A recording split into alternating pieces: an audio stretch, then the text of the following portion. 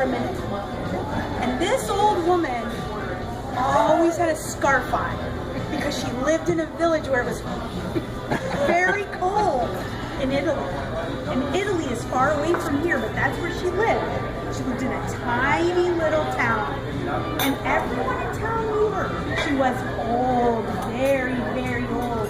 But she lived all by herself. And all day long, all she would do was sweep, sweep, sweep, sweep. Sweep in her house, sweep out on the front yard, sweep on her neighbor's house. Or his neighbor's arm. Sweep at her neighbor's house, sweep in the house all day long. She didn't have any family. All she had to do was sweep. And everybody in the town wondered why Befana was so sad. She was very sad. She was lonely. And she lived all alone. So here she was one day, sweeping, sweeping, sweeping, when she heard a very loud pop. She heard a very loud pop. Don't miss your cue there. Okay. Didn't want to alarm the other patrons. She heard a very loud pop. And what did she find? She was sweeping, and she looked up, and she saw 3 men walking towards her. 3 men. 3 men, and those men were wearing crowns because they were the 3 kings.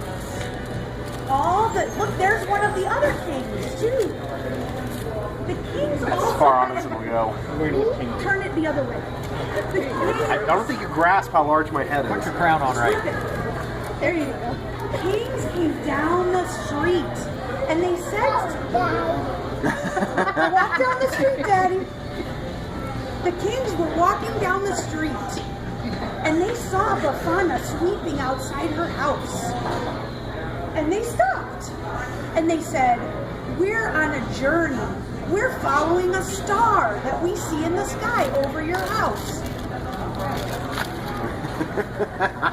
Up in the sky, they saw a big star, and they showed Befana. They said, "Look, there's a star, and we're following it." No, the star's not in your nose. And then they said, "We're trying to get to a baby who was born under that star. Do you know where that baby is?" And Befana said, "No, no, no, kings. I don't know where that baby is. But you're welcome to come in and eat dinner at my house. I will cook for you." So they cooked.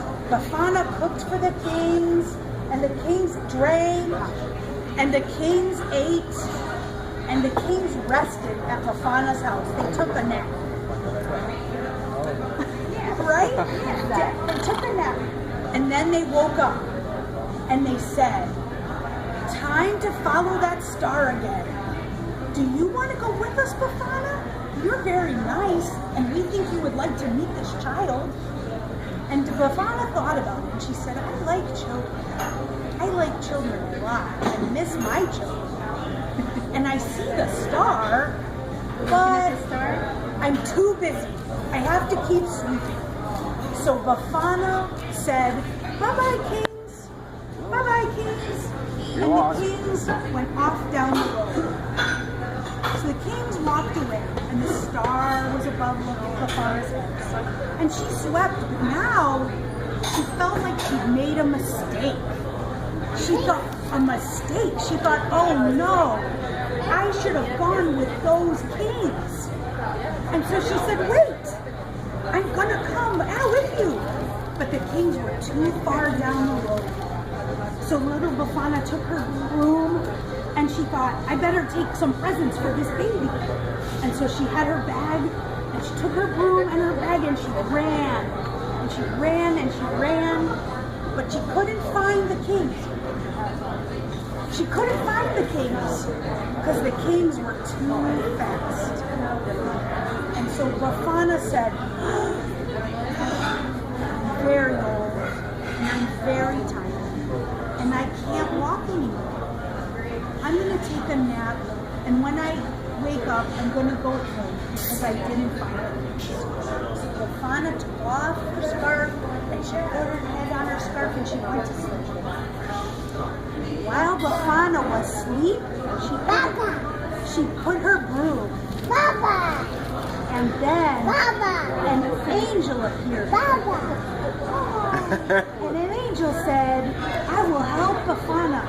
And she made Befana's broom fly. No, I think it's her. Soup for me, pretzel for her. Soup. And Befana woke up and she said, my broom can fly? And she put her hat back on. She put her hat on and she picked up her broom and her toys and she flew off on her broom all over Italy looking for this baby following the star. And she flew and she flew, and everywhere she saw a child, she said, are you the child? And so she would say to you, Nate, are you the child? No. And you would say no, but she would say, here is a present for you anyway. Oh. And Befana would give you a present. My goodness. What did you do? And now, ever since 2,000 years, every Epiphany, Befana flies around and gives toys to children. No. And that's the story. Yay! Is that a good story? Have a dinosaur. It's a good story. Oh my goodness. And he doesn't have a plush dinosaur, so he's going to be so excited.